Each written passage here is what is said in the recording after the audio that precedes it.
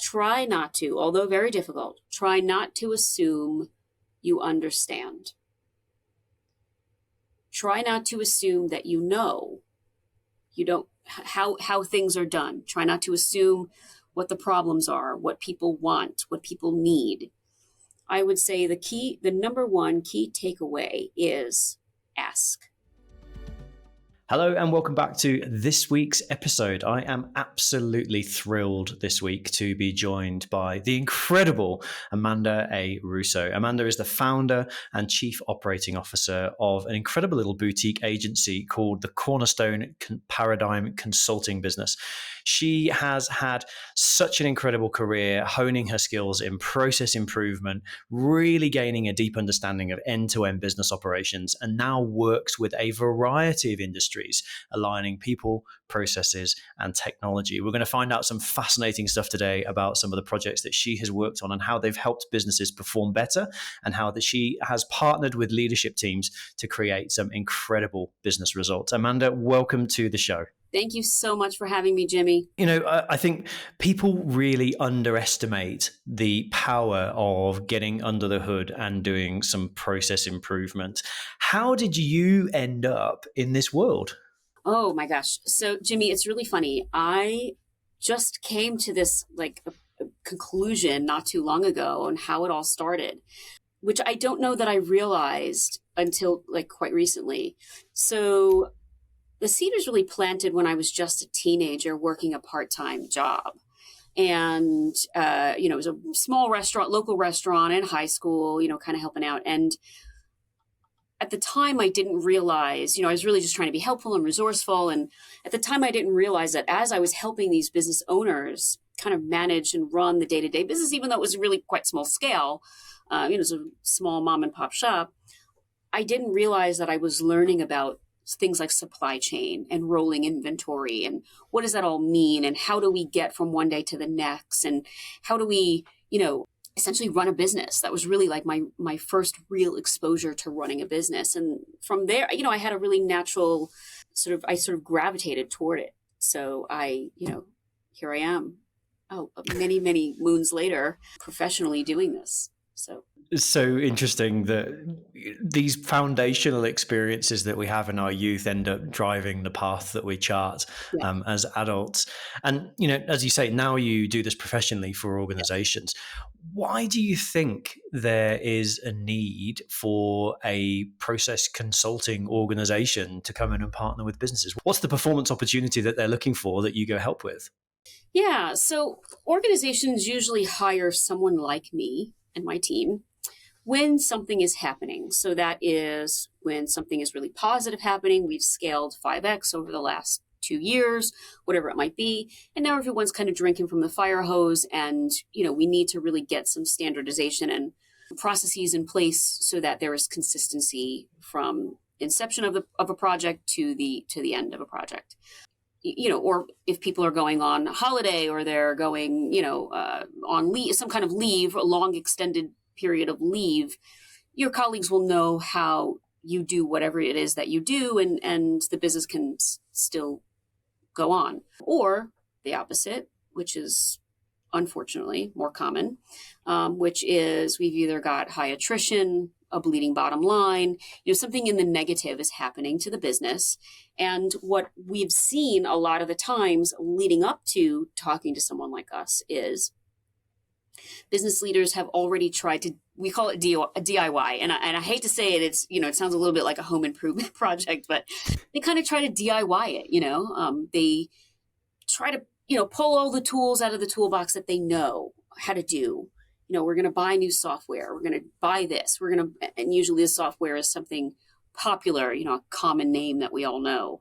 So they do. And I appreciate the effort to try to fix these problems, but it's kind of like treating a symptom and not really understanding what the problem is. And so the gain here is, the way I like to word it is, the gain here is the way you do one thing is the way you do everything. So you're either going to solve the problem, get to the very root cause of whatever the problem is, and it could be multiple problems, multi-layer, or you're going to just keep kind of throwing everything in the kitchen sink at it and kind of hope something sticks. which will cost you an enormous amount of money, potentially, loyal customers, great employees. There's a very really high cost to doing it the latter. So, why not just hire someone? You spend a little bit of money up front, but the ROI pays for itself.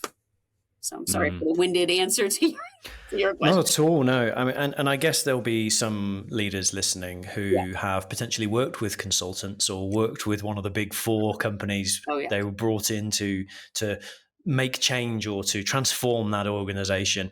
And maybe it's gone well, maybe it hasn't gone well. How does what your offering does differ to an organization that might partner with, a BCG or a PwC? Yeah. So here's what, and I don't want to leave you with the impression that I don't like any of the big four.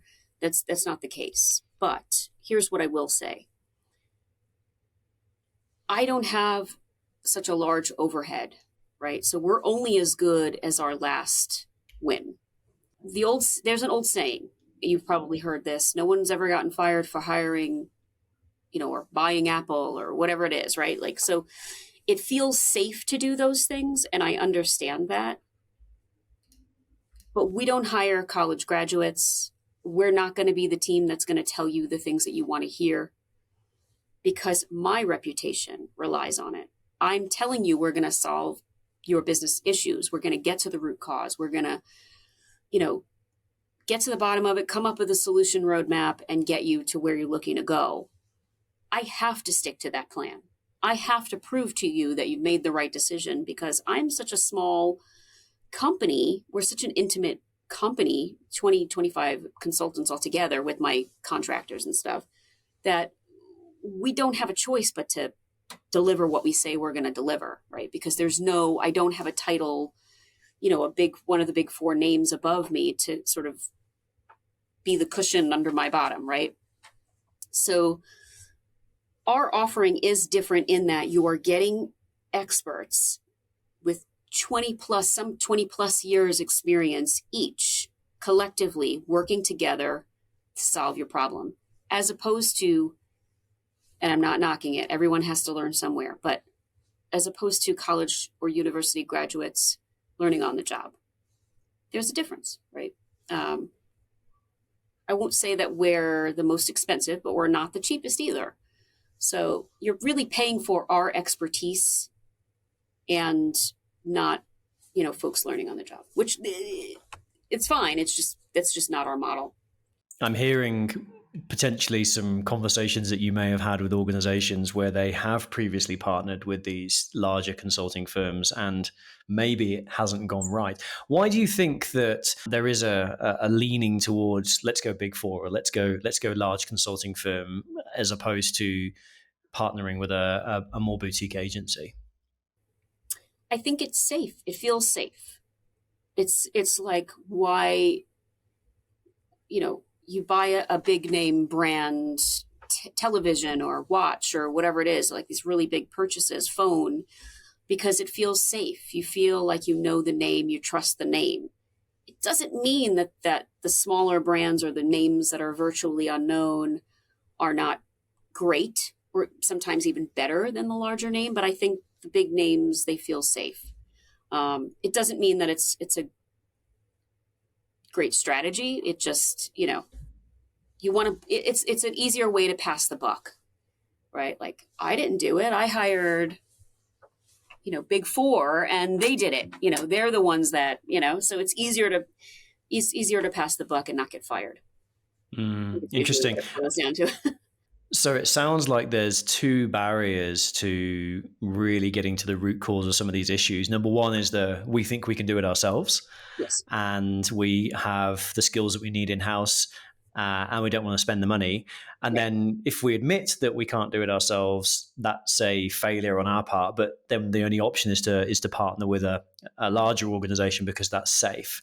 Yeah. When you tend to partner with organizations, what's your first sort of few steps of your process to get to the root cause of the issue? What do you start looking for? Yeah, so I think, really running an organization, process improvement, it's kind of all interconnected, right? And so our very first first of all, we have an agreement with leadership and stakeholders that when you are hiring folks like us, we do want to engage stakeholders. Of course, we want to engage leaders. We want to hear what they have to say. It is their project. It's their baby. It's how they grow their resume, right? Essentially. And that's essentially what larger organizations are looking to do. Leaders are looking to do. But we have an agreement with them that they will not try to interrupt the process. And the process consists of us having and spending an enormous amount of time with the doers, the boots on the ground, the frontline folks, the folks that are in the day-to-day weeds, that are facing off with your customer, that are using the technology that you're purchasing and in and out of, right? That are inputting data into these different pieces of technology. Those are the people that we spend an enormous amount of time with because they're using it every day. They're seeing really what's going on every day. And really, this is a matter of, so my team and I and folks like me are skilled and trained in listening. So it really boils back down to listening. It's listening to what people are saying, listening with your eyes, listening to what they're not saying, trying to understand where the fear comes in. So it's a very delicate, and I would say it can be a little bit longer of a process our way, but it helps us gain buy-in, our approach, and it also helps us get to the root cause, right? Because they'll be very candid with us in our approach. I love that. And you talk about going to the place where the work is done versus just talking to the leadership team. Yeah. Why is that so important? Surely the leaders know what's going on in their business and they understand all of the detail and what all the problems are. Yeah, I would say yes. I think when you're in a leadership role or on the leadership level, there is a level of the business pain that you understand. Of course, your team is telling you, but there are also things that they're not telling you. Some of it might be, this is just the way we do business. This is just how we get from one day to the next. And some of it is, I don't want to say anything because I don't want to get fired. I don't want to lose my job. This is how I pay my bills. This is how I put food on my table and feed my family. So I'm going to keep my mouth shut and get from one day to the next because I need this job. So they're not going to tell you, but my team and I will go in and we will really, really start from the very beginning as if we were a new employee ourselves. Understand the business because we've seen it 1,000 times. So it's important to really listen, ask questions, observe, pay attention, and do all of the other things that folks like myself are trained to do to understand the business from their perspective. Will we take all of it? No, but it's important for folks to feel heard, right? So, from my experience, when you go talk to the people who are doing the job, actually you can get a slightly different perspective on what the core issues are versus what the perception of the core issues are, because often leadership are shielded from the reality of the situation or what might be happening there, right? Yeah, exactly. So as an employee, you're doing everything to try not to get in trouble, to get a raise, to get a bonus, right? So you're going to tolerate things on the doer level or the frontline level that, let's say, a leader would not. I also would caution to say leaders, in most cases that I've seen, and I'm doing this forever, but in most cases I have seen leaders tell me the story of how it is done. And if I challenge them and say, okay, well, if I sit you in this seat, you're going to be able to do this exactly how you just told me, chances are they will not. If I really call their bluff and put them in that seat, they will not be able to do it. Genuinely, they will not be able to do it without help. So that's why we say we don't really, we do want to engage the stakeholders. We do want to, engage leadership. But it is really, really important for them to not interfere with our process in truly understanding how the business is run, because they're running the business at a high level. They're not running the business from, a very frontline perspective, if that makes sense. No, absolutely. And I think having that authentic and transparent view on the actual business process, what's really happening, and then being able to go back to the leadership team and explain why that solution that may be a band-aid solution isn't working, can build trust and can really help to move things forward. Hey, Jimmy here. Just wanted to drop into this episode and let you know that we're so grateful for all of those reviews that you as listeners leave on our podcast. We put our hearts and souls into the podcast, and the guests we invite are absolutely fantastic. I wanted to share one review with you from a recent episode from Kelly. Jimmy's experience and thoughtful dialogue provide a phenomenal canvas of learning opportunities from thought leaders in the industry. It was a pleasure both listening and participating. What a great resource to learn valuable tips and tricks to navigating impactful leadership capabilities. So not only are we thrilled to have incredible guests on the show, but we're also absolutely overjoyed that it's having a positive impact on our listeners like you on the Ways of Working podcast. Speak soon.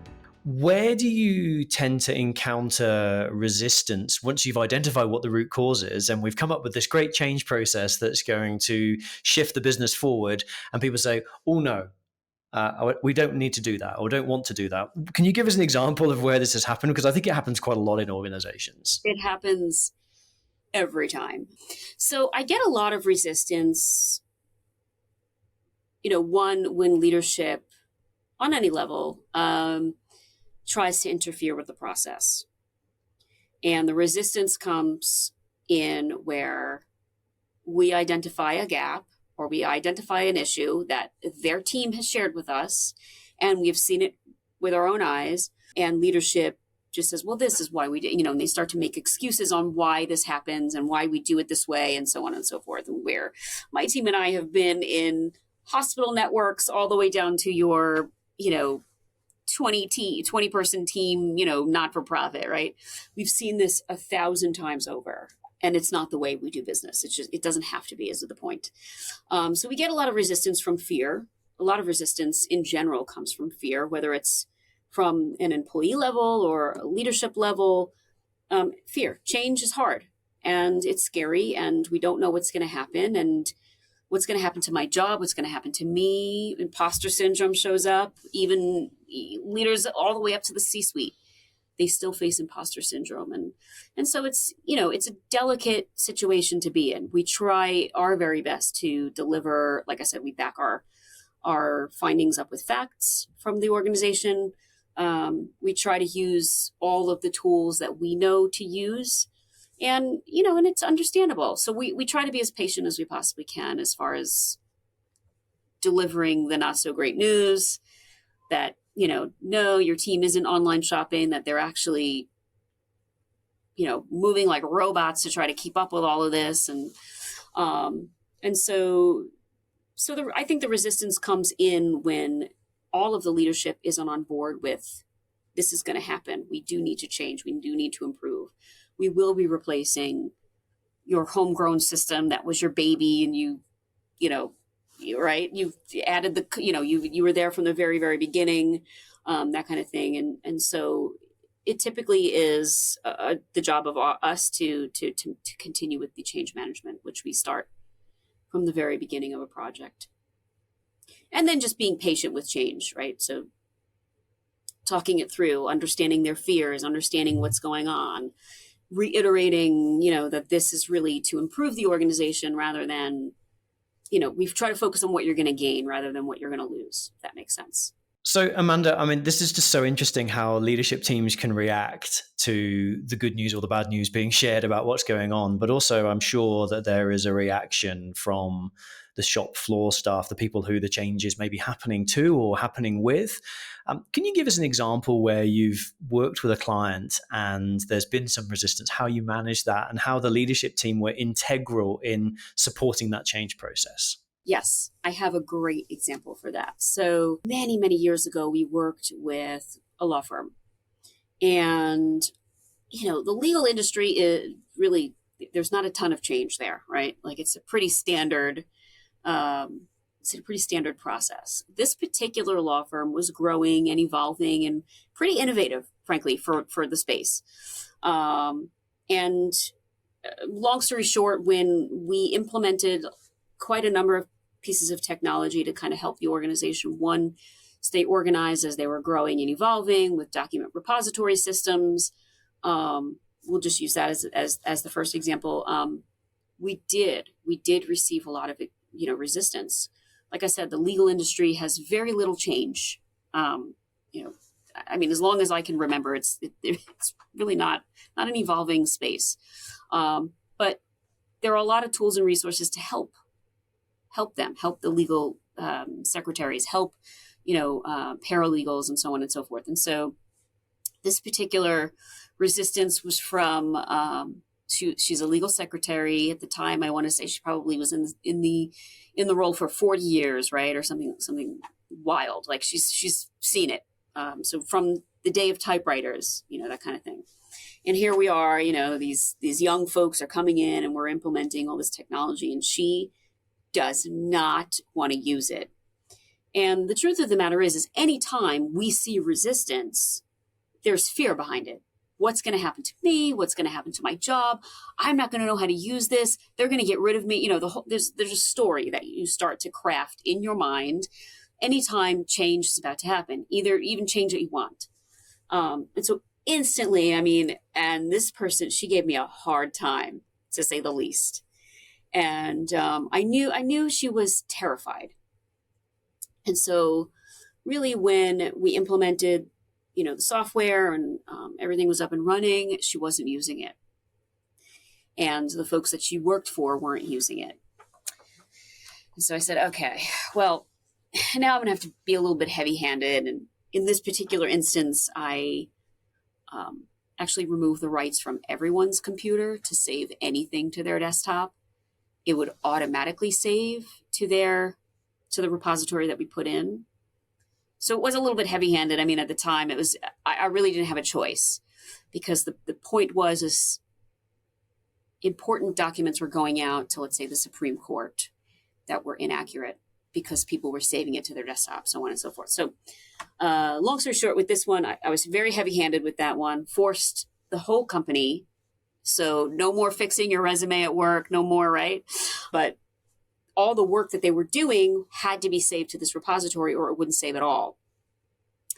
And, I went over and I sat with her and spent an enormous amount of time, like hours, days, if not, with her, just making sure that she understood how to use it, how to use the search function. And at the end of the day, it worked. She was terrified. She was terrified. The attorneys that she worked for were terrified. No one knew how to use it. And, I think the whole idea of this new innovative thing was just scary. So, you do a little bit of hand holding. You spend a little extra time just to sort of mitigate the fear, mitigate the anxiety. It's, yeah. So sometimes that's necessary. You need that. Absolutely. And I think that's a really interesting observation, that you see resistance is often the root cause of that resistance is in some sort of fear. So leadership teams need to work really hard on building that environment of trust so people can voice their fears, and they can work with people like you to overcome the barriers that might be getting in the way of the change, because often it's very difficult for leadership teams if they aren't aware of what the root cause of those fears are. Again, it becomes a band-aid solution, or it becomes, yes, we've done the implementation, and it bounces out because people are really resistant to it. I can imagine now we're seeing what you were talking about as resistance to essentially using a computer. We're seeing some process challenges come up in organizations now based on the last 3 or 4 years worth of incredible changes in the world. What are you predicting are the things that leadership teams should be aware of when they're looking at their own processes, and to start thinking about, what's coming up for us that we might want to start paying attention to? Yeah, I think the biggest thing is, so process improvement, it is a multi-layer exercise, right? And so process improvement is not just fixing the processes, automating things, stacking technology. Process improvement also sort of bleeds into something called business continuity planning, which plans for pandemics, flood, fire, right? Inclement weather, right? Like it plans for all of these natural and accidental disasters that no one predicts is going to happen. I mean, if someone told any one of us that the whole world was going to shut down for several years and we were all going to work from home, I'm positive like people would look at you like you are upside down. And it happened. We've had natural disasters that have wiped out entire towns. And so here's what I would say is process improvement in and of itself is a great exercise. It's important, but it's also a way for you to plan if your contact center is hit by lightning or flooded, is totally underwater. How do you still run your business, which sounds a little bit cold, but let me just finish the thought. How do you still run the business? How do you still serve your customers with business continuity planning? How do you still serve your customers while making sure that your employees know what to do if, God forbid, a disaster happens, if an accidental or natural disaster happens? So it's sort of kind of goes in tandem. It's process improvement to fix the immediate, but it's also to plan for the future. It's to make the future possible, I suppose is what I'm trying to say, right? Like, so you can't have people saving things from their on their desktops or whatever it might be. You may not have a desktop. So are you backing it up to the cloud? Are you still using physical server? Like there's all kinds of continuity planning that goes sort of in tandem with process improvement. It's just process improvement is the first step in sort of the larger picture of running a business. I think I'm really fascinated by that idea of business continuity planning and all the things that have happened and potentially more things that might happen in the future. I come at it from a slightly different angle in that the war for talent or the need to try and attract and retain amazing people.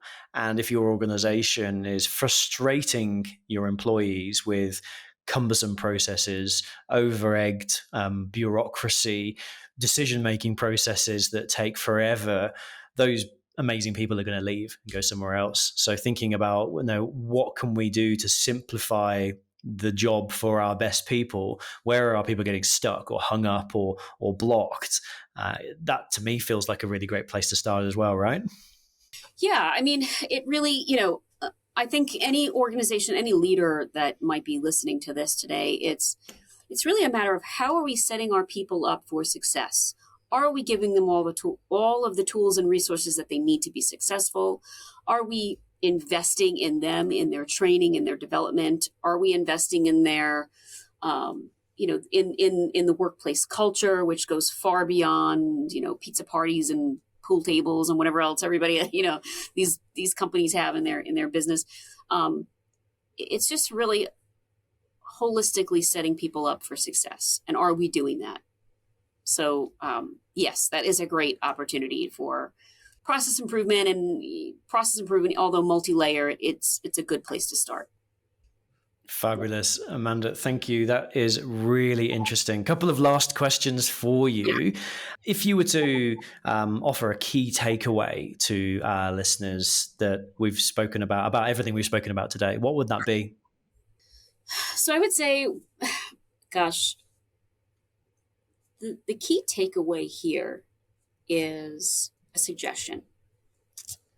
It would be to try not to, although very difficult, try not to assume you understand.